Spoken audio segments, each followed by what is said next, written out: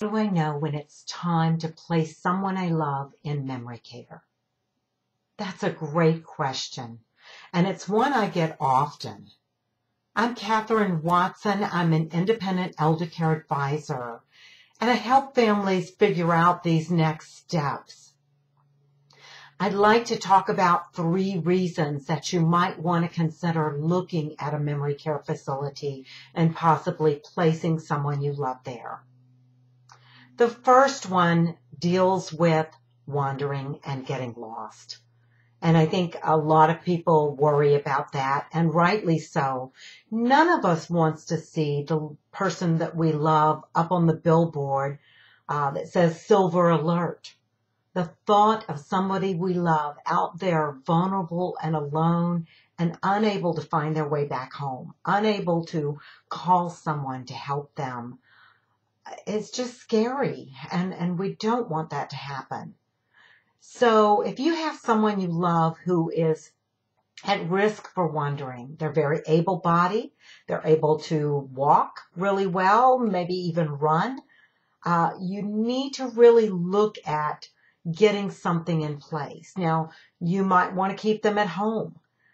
You could put an alarm system on the house. You could hire caregivers to be there with them around the clock. These are all options that you have, but you have to look at whether that's the best option too. Somebody at home locked inside is going to probably get agitated. Most of the time they get very agitated and they want to get out. Memory care facilities are designed so that people have access a lot of times to the outside. Not all the memory care facilities do, but most of them have access to the outside. So residents there can come and go out the doors to the outside, and the outside area is secured and safe. So that gives them that sense of freedom, that feeling of being in control. And that's a feeling that all of us have. I think it's innate in human nature to want to feel some sense of control in our lives. And a person with dementia is no different. They've lost a lot of control. And so a lot of times they grasp for whatever control that they can garner. Another thing about the memory care facilities is they engage the people who live there.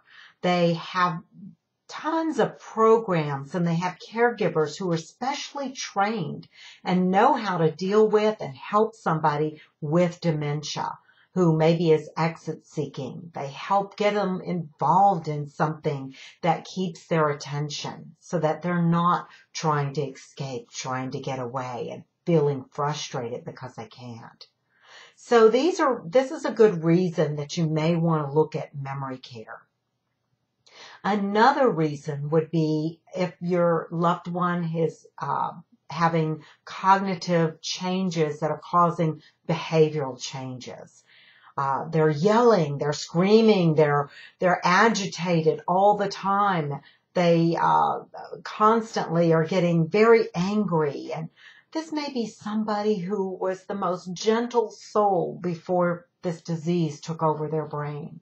And now they're suddenly changed, and you don't really know how to deal with that maybe.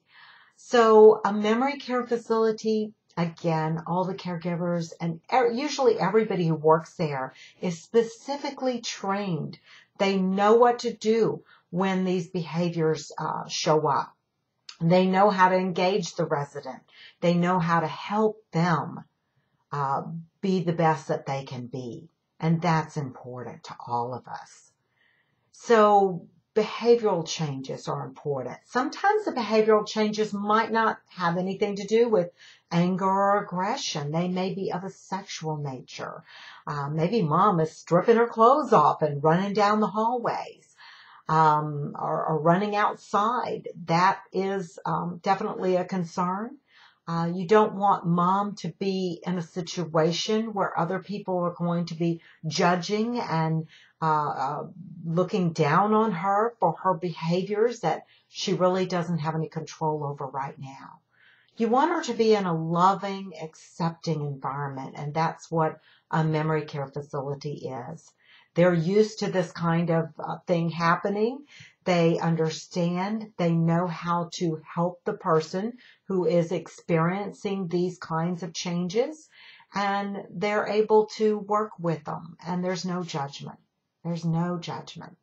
So that would be a good reason to look at placing someone you love in memory care.